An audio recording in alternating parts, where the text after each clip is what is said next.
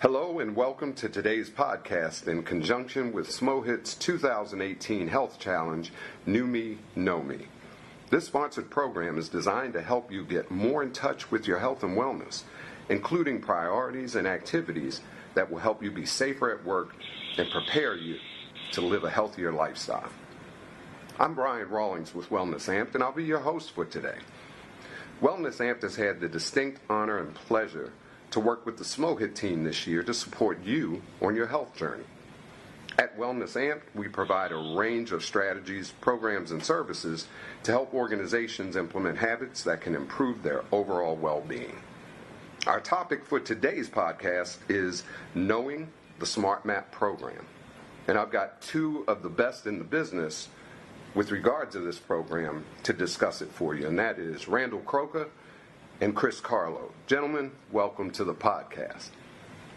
Thank you, Brian. Hi, Brian. Thanks for having us. My pleasure.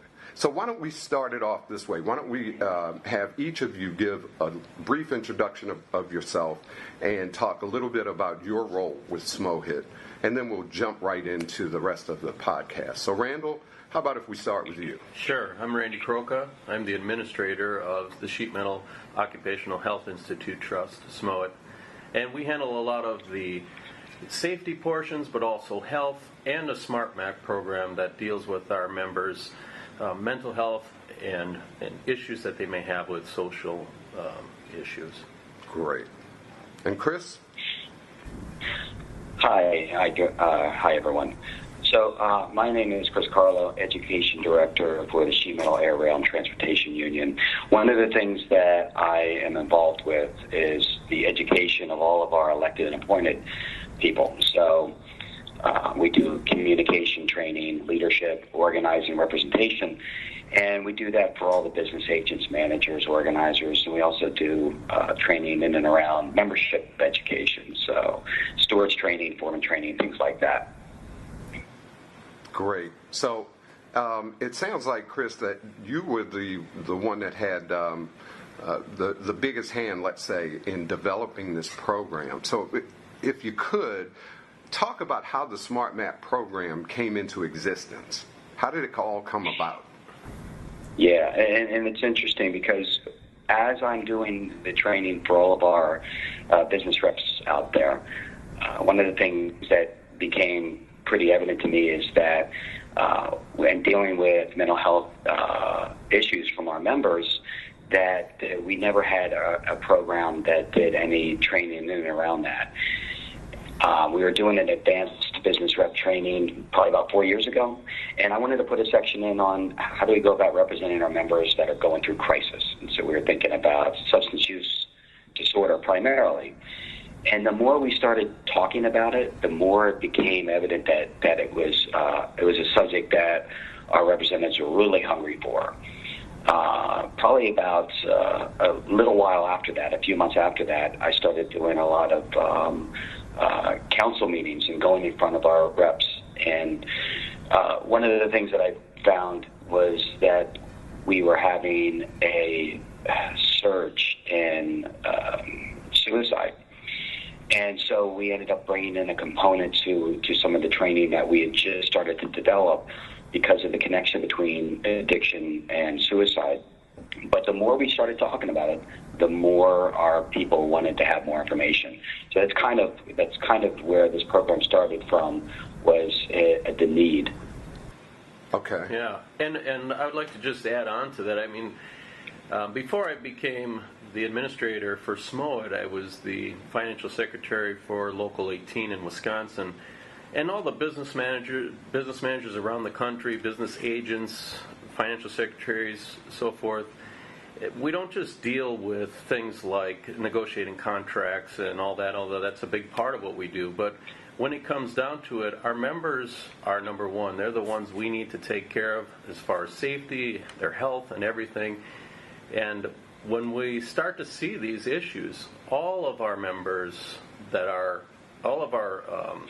folks that are in management positions in our union, at one time or another are going to come across somebody that needs this type of help. And we're just trying to give them the tools to help those people, not to be the counselor or anything, but just to get them to the right place, to get them the help that they need.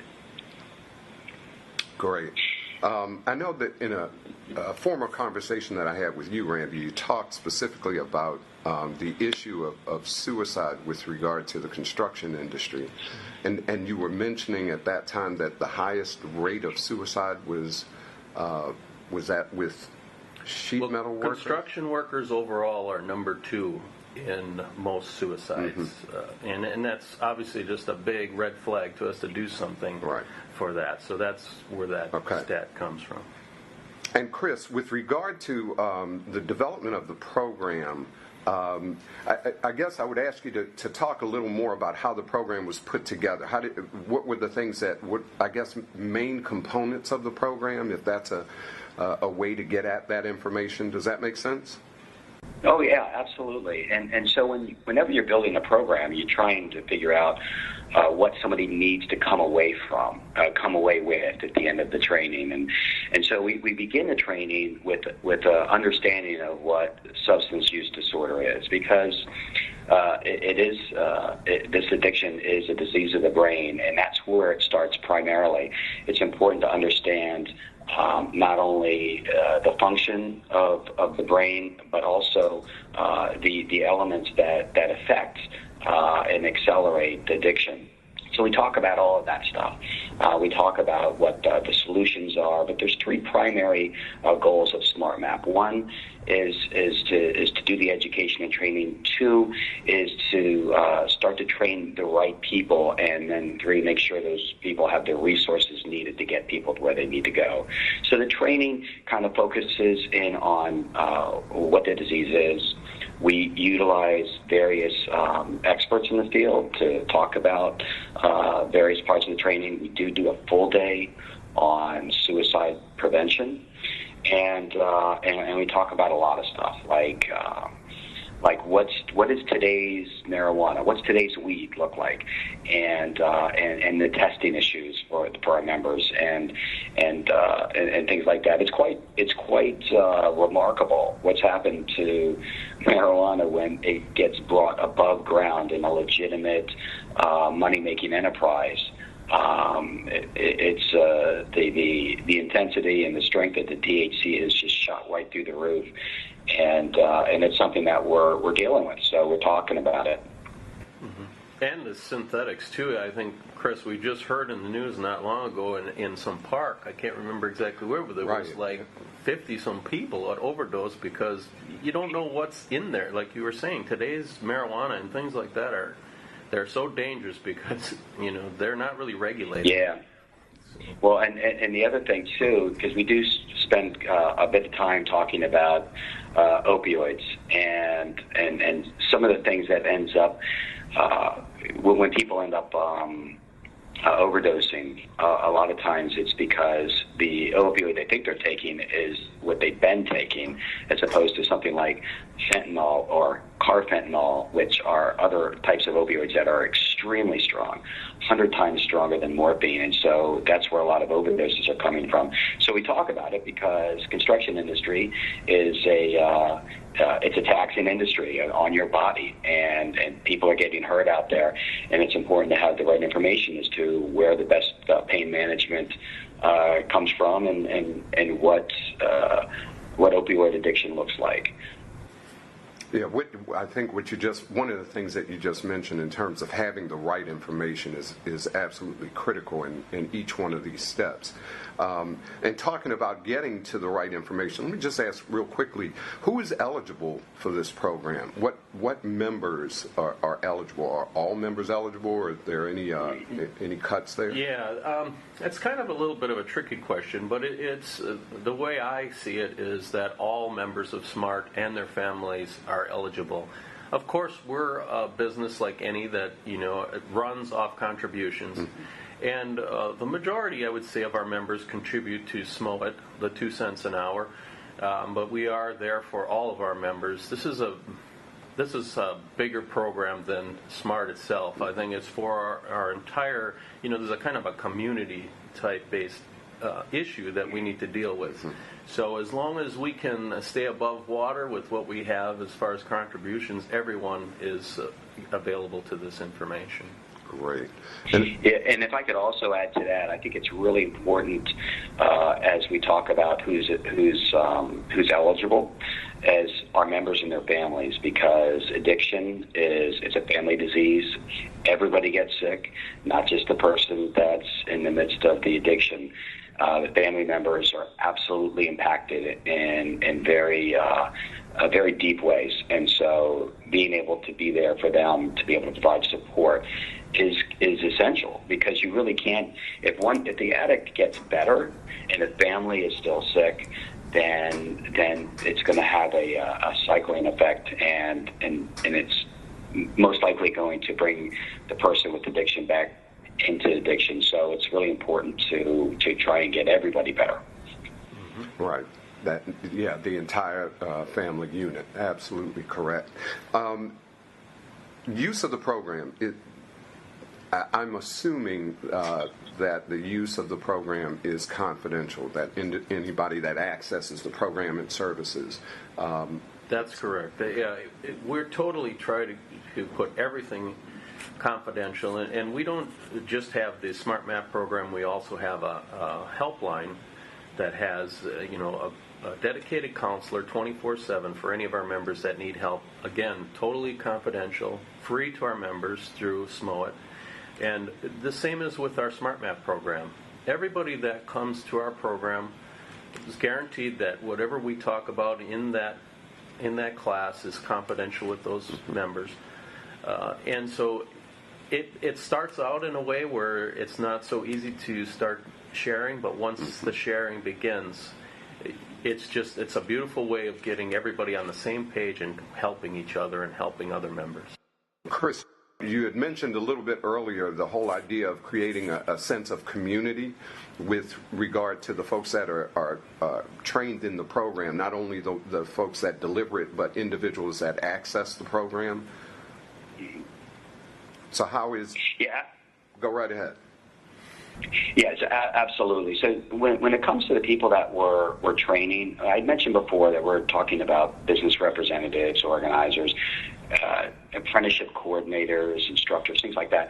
But also, we're really trying to get to peer training and get people that are on the job site in the shop trained to recognize signs and symptoms, and then solutions for that member, getting them to the help that they need. It's really important that the people that are involved are compassionate, trusted, and respected. And a lot of those people that we're seeking are coming forward. It turns out a lot of them are actually in long-term recovery, which is really helpful. It helps break the stigma of the disease of addiction, and it also helps people feel comfortable, especially around the confidentiality issue, to come forward when they have a problem, knowing that someone else has had that same problem. And this has really been one of the areas that has guided me, because I've personally been in recovery for most of my adult life, and I think it's really important that that people that have been somewhere and have found a way out to be there to help someone else find some of those same resources and be able to turn their life around. Wonderful.